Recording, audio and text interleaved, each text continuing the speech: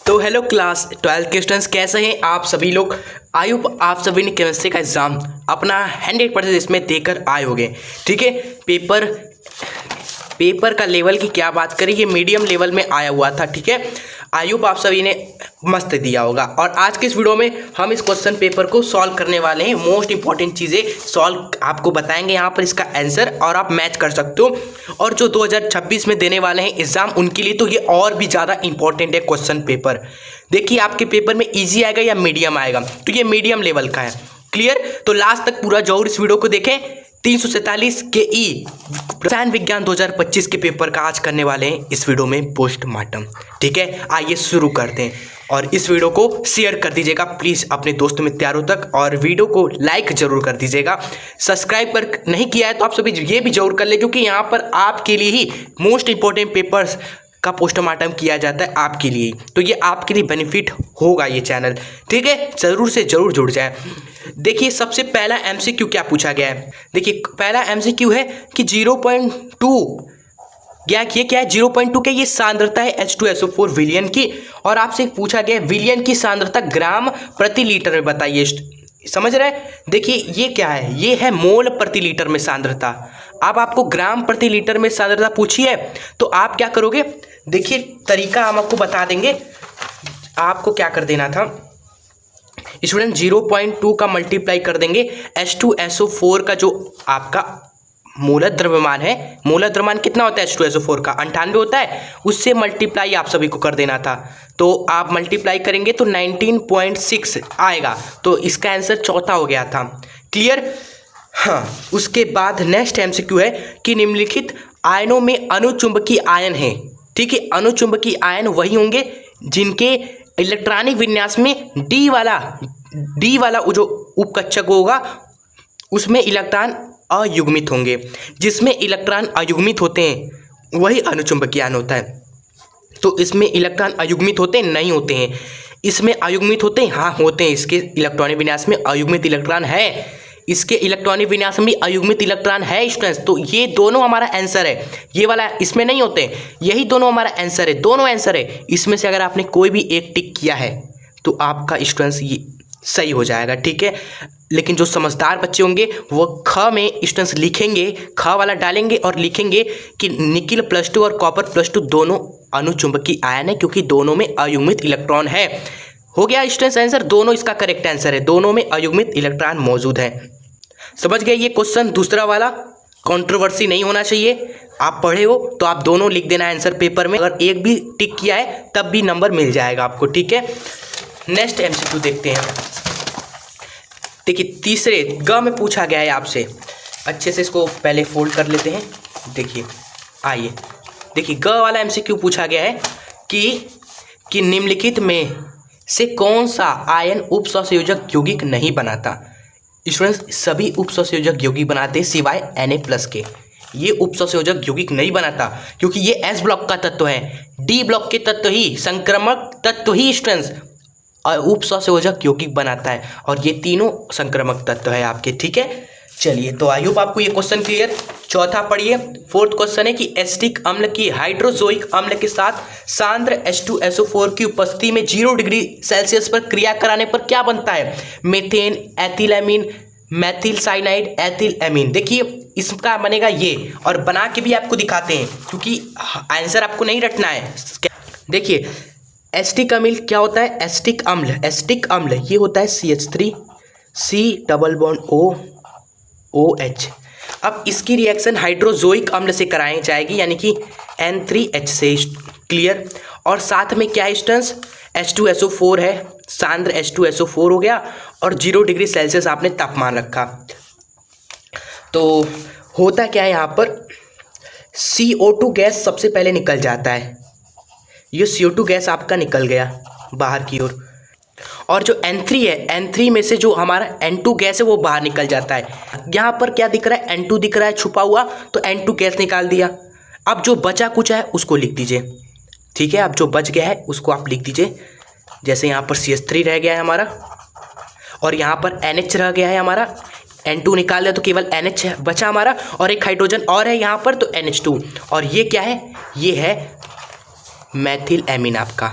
Students, ठीक है। यही क्या है आपका मैथिल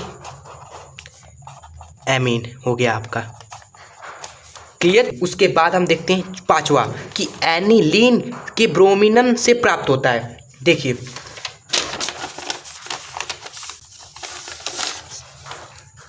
अब देखिए एनिलीन आपका जो होता है ना वो होता है बेंजीन के साथ आपका जुड़ा होता है NH2। अब ब्रोमीन मतलब कि ब्रोमीन की रिएक्शन, ठीक है। अब ब्रोमीन है आपका Br2, ठीक है, ये आपके हैं, इससे रिएक्शन करेंगे। ब्रोमीन मतलब कि हर जगह ब्रोमीन का जुड़ जाना, और हर जगह मतलब कि हर जगह जुड़ जाएगा, यहाँ यहाँ यहाँ यहाँ नहीं, केवल 3 जगह पर, यहाँ पर और यहाँ पर ही स्टूडेंट्स जुड़ेगा ब्रोमीन। और जब जुड़ेगा तो आपका क्या बनेगा, 3 जगह ब्रोमीन जुड़ेगा, यानी कि ट्राई ब्रोमो एनिलीन हो जाएगा आंसर, ठीक है। चलिए उसके बाद छठवा है कि इंसुलिन के जल अपघटन से प्राप्त होता है। तो इंसुलिन के जल अपघटन से आपका प्राप्त होता है फ्रक्टोज, आंसर इसका, ठीक है। चलिए खत्म, अब इंग्लिश में सारी चीज़ें लिख दी गई हैं। उसके बाद आप देखते हैं 2 नंबर वाले क्वेश्चन। क्या है पहला, राउल के नियम को परिभाषित कीजिए, ठीक है। तो राउल का नियम काफ़ी लोग कंफ्यूज रहते हैं, हमने लिख कर आया है। और आपको एक चीज़ क्लियर कर दें, ये है राउल का नियम।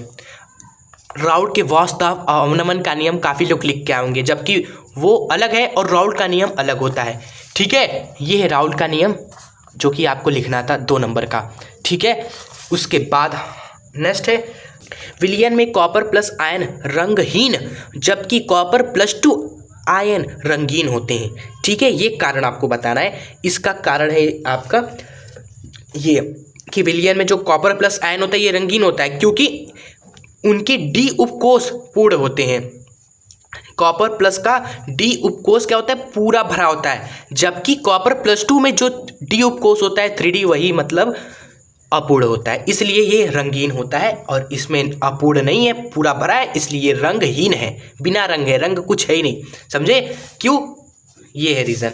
नेक्स्ट है आपका एक दंतुर तथा द्विदंतुर लिगेंड को उदाहरण के द्वारा आपको समझाना है। तो एक दंतुर लिगेंड बहुत ही इजी क्वेश्चन है कि देखिए हमने यहाँ पर लिख के आए हैं, उदाहरण के द्वारा समझाना था, तो उदाहरण वगैरह भी हमने अटैच किया हुआ है, आप इसको रीड कर ले, इजी है, ठीक है। यही लिखा है, उदाहरण अगर आप एक भी लिखते हो तब भी सही होता आपका, ठीक है।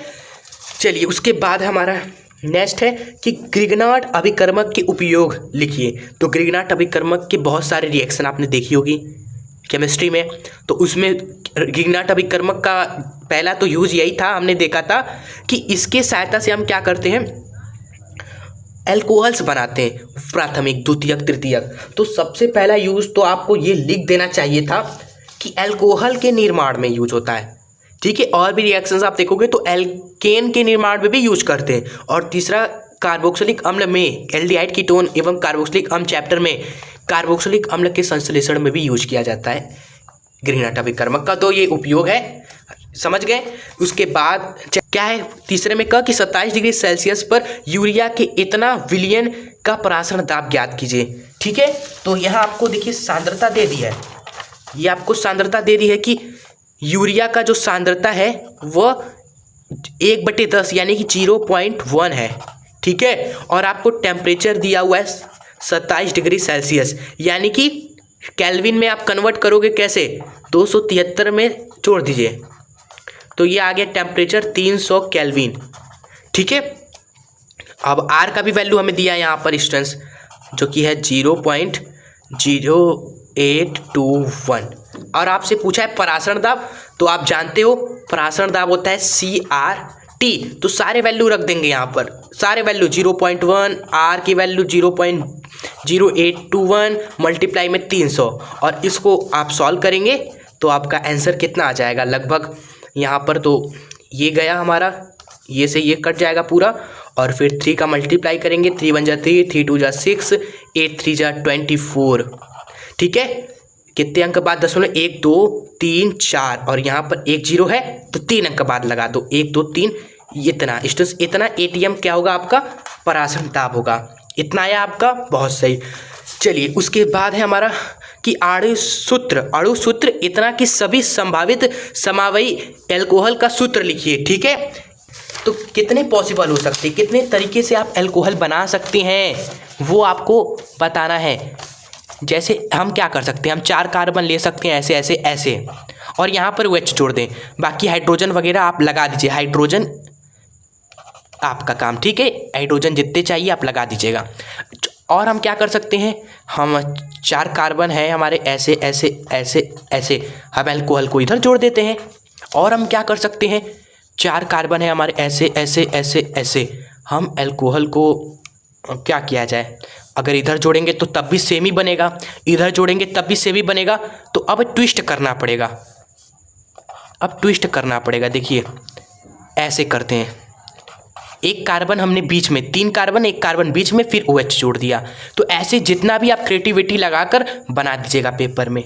ये हो गया समावयी, अल्कोहल समावयी। इस अणुसूत्र का बनने वाले अल्कोहल इतने होंगे। और ठीक है स्टूडेंट्स, चलिए आइए नेक्स्ट क्वेश्चन देखते हैं। तो ग की क्लीमेंसन अपचयन को उदाहरण देते हुए आपको समझाना है। क्लियर, बाकी आप देख लीजिएगा जरूर से, जो भी देने वाले एग्जाम ये सभी इंपॉर्टेंट है। टॉलेन अभिकर्मक वगैरह सब इंपॉर्टेंट है। इसकी ग्लूकोज से रिएक्शन का रासायनिक समीकरण ये भी बहुत ज़्यादा इंपॉर्टेंट है, ठीक है, देख लीजिएगा जरूर से। देखिए एक न्यूमेरिकल है कि यूरिया का 1 विलियन भारानुसार 6% है। विलियन में यूरिया तथा जल के मोल प्रभाज ज्ञात करना है आपको, ठीक है। देखिए इसमें साफ साफ कहा है कि 1 विलियन है, उसमें 6% यूरिया है, ठीक है। भार के अनुसार ये आपको हिंट दे दिया, मतलब कि जो यूरिया है, यूरिया वह कितना है स्टूडेंट्स, 6 ग्राम है 100 ग्राम जल में। ये मतलब हुआ भार अनुसार का, यही मतलब हुआ कि यूरिया 6%, मतलब कि यूरिया 6 ग्राम है भार, उसका भार कितना है, 6 ग्राम है, कितने में, 100 ग्राम जल में। तो आपको पता चल गया यूरिया इतना है, जल इतना है। मोल प्रभाज यूरिया का आप निकाल लोगे, जल का मोल प्रभाज इसी तरह निकाल लोगे। इजी क्वेश्चन है, तरीका अगर आप इस तरीके से किया होगा, स्टेप यही था कि 6 ग्राम यूरिया आपका आया, जल इतना आया, तो मोल प्रभाज आपका सही आया होगा फिर, ठीक है। नेक्स्ट क्वेश्चन है कि इस अभिक्रिया वाले सेल का विद्युत वाहक बल ज्ञात करना है स्टूडेंट्स। तो ये हम कर देते हैं आपके लिए, क्योंकि ये एक स्टेप में हो जाएगा। देखिए स्टूडेंट्स यहाँ पर आप देखेंगे ये एनोड है, ये कैथोड है, अपचयन विभव दिया है। तो ई ऑफ सेल कैसे आ जाएगा, ई ऑफ सेल कैसे मिल जाएगा, आप जब क्या करोगे, कैथोड वाले में से माइनस कर दोगे एनोड का अपचयन विभव, ठीक है। तो स्टूडेंट्स यहाँ पर कैथोड हमारा कौन सा है, ये है, इसका अपचयन विभव है 0.80 वोल्ट, ठीक है। घटा देंगे एनोड का अपचयन विभव, एनोड हमारा जिंक है, इसमें से अपचयन विभव है माइनस का 0.76, ठीक है। अब इसको हल करेंगे तो हमारा आ जाएगा 1.56 वोल्ट आंसर। क्लियर, ये हो गया हमारा आंसर गाइस।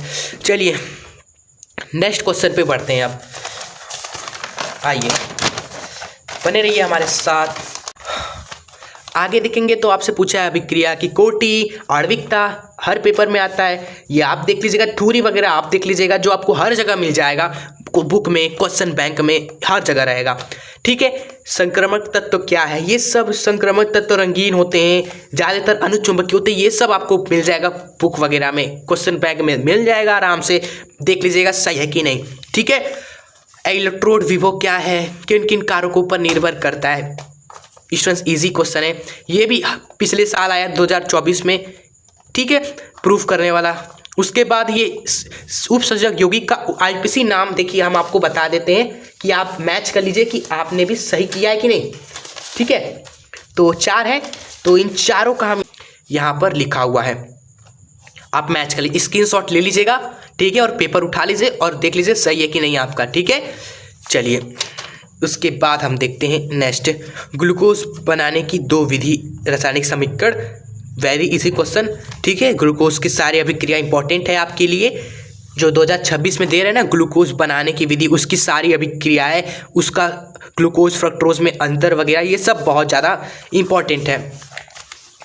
क्लियर, उसके बाद देखेंगे सेंडमेयर अभिक्रिया पूछी गई है, इनसे रिएक्शन करा दीजिएगा, अथवा में पॉलीहैलोजन यौगिक पर टिप्पणी लिखिए, ठीक है।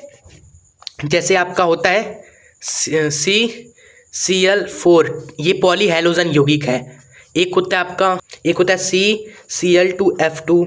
तो ये सारे पॉली हेलोजन यौगिक है। तो आपको दो पता था, दोनों के बारे में टिप्पणी लिख दीजिए, 4 लाइन इसके 4 लाइन इसके बारे में बता दीजिए, ठीक है। उसके बाद फिनॉल बनाने की विधि आपको लिखना है, निम्नलिखित से रिएक्शन भी कराना है। तो ये सब आप देख लीजिएगा, बहुत ही ईजी है। रिएक्शन तो बहुत ही आसान है, HNO3 से, ब्रोमीन जल से, जिंक से। भाई जिंक से कराओगे तो फिनॉल से क्या बन जाएगा, बेंजीन बन जाएगा, सिंपल। अथवा में ये दिया, अगर आपको ये नहीं आता तो आप ये कर सकते हैं। क्लियर।